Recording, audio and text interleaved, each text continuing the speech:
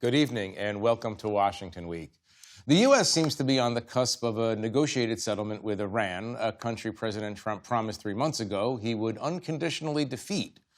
Tonight, I'll discuss the war and its consequences with David Ignatius of The Washington Post. David is the not-so-elder statesman of foreign policy, commentary, and analysis, and he has decades of experience on the Iran question, along with deep and wide knowledge of America's other adversaries and its friends. David and I have been in conversation for years about America's unique role in the post-World War II international order, because that's our idea of a good time. And tonight, I'll ask him about Trump's revolutionary approach to global leadership. David, thank you for being here with me. Great to be here. I really appreciate it. First things first, give me your analysis of the Iran deal that's taking shape right now. The soundbite is that this was a war of choice and it's a piece of necessity. Both sides. That's a pretty good soundbite. It is a good soundbite. Yeah.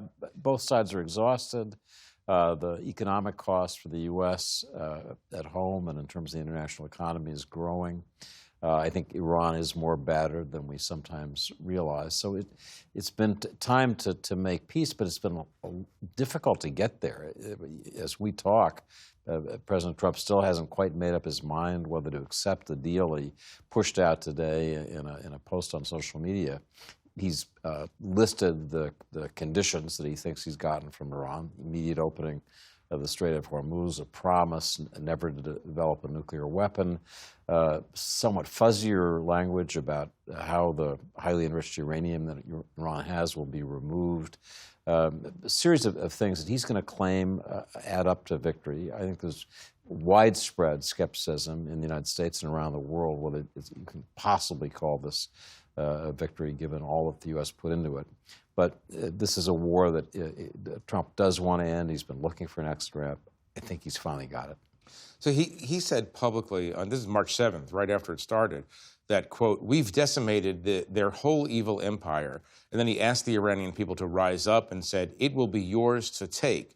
So now, 3 months later, he's just trying to get the oil moving through the Strait of Hormuz. And yes, he will spin whatever he does into a victory story. But for you, what conditions would have to pertain? What conditions would he have to obtain in order to make you think, oh, yeah, that can count as a legitimate victory? So the victory that I'd love to see, I've been covering the Middle East since the year after the Iranian Revolution, is for Iran to finally turn away from being this destabilizing revolutionary state to something more reasonable. It looked before this war started, Jeff, as if that was happening. It was just of its own kind of natural course. Ayatollah Khamenei was old. He was likely to die soon. There was factional fighting. Maybe Iran was getting ready for a transitional process. The war stopped that. I do have hope, expectation, really, that over the next 5 to 10 years, because of the Iranian people's dynamism, I've been there a couple times and seen that with my own eyes, it will turn. It will become the modern state that Iranians want. This is still an unpopular regime. It will repress. It will be a kind of, what's the right comparison? It's not North Korea. It would be something very repressive. Right. But that victory for me would have been a pathway toward a different Iran, and I don't see it now. Right. You wrote recently in your column, looking back on 3 months of war and blockade, what's astonishing is how little clarity Israel and the United States had about how to help the Iranian people create this modern post-revolutionary state. If Trump gets a peace agreement, he will have escaped what had become a military morass and a strategic dead end. As one source involved in war planning put it, we have the capability to bomb anything, but what can we do that will change Iranian decision-making? One of the questions that comes out of this is, did we betray the Iranians who had been rising up and had been then slaughtered in the streets? Did we make promises that we just simply have not kept? So that's one of America's greatest defects in foreign policy. We do make promises we can't keep. The tragedy for me here is in part one of timing. The Iranian people, in expectation, I think, that something was coming, did rise up in January. And President Trump said, help is on the way, we're coming. But the help didn't come until a month later. And in that month, thousands, tens of thousands of Iranians who had stood up were killed. They were slaughtered in the cruelest way possible. So when the moment came, the Iranian people were intimidated, stayed indoors. There was, to me, a really ill-considered idea of sending a Kurdish militia across the border into Iran after February 28, when the war began. That was scuttled. We now learn that Israel and the United States had talked about the idea of installing a hardline former President Ahmadinejad as a new leader for a post-war Iran, which seems like a completely loony idea. That seemed like a farce. Those aspects of the planning, when you look at them, were just so ill-considered. I'm astonished. The United States is not good at covert action. We like to imagine that Israel, the Mossad, vaunted intelligence service, is better at it. But that was really poor planning. It was bad timing. And so we've ended up in this dreadful situation where it appears the hardliners are in greater control than they ever were. And that's what a sad outcome. I still don't understand how decisions were made in the White House and in Israel, by the way, because I think you're correct about that. The Mossad is very, very good tactically, obviously, but strategically it seems that they promised that the people would rise up and there would be this revolution, and all we had to do is just kind of knock over the first pin. Never really works that way. America obviously has enormous military capabilities, but it doesn't seem like the greatest strategic minds were at work here.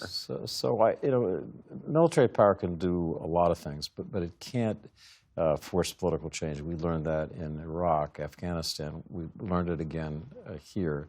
I've watched Israel misuse military power for what it thought were political objectives since I began covering the Middle East. In Lebanon in particular. In Lebanon in particular. But in your magazine, there was an absolutely marvelous piece by Tom Nichols that talked about victory disease, this idea that victory is dangerous to military planners in the sense that you think you can do anything.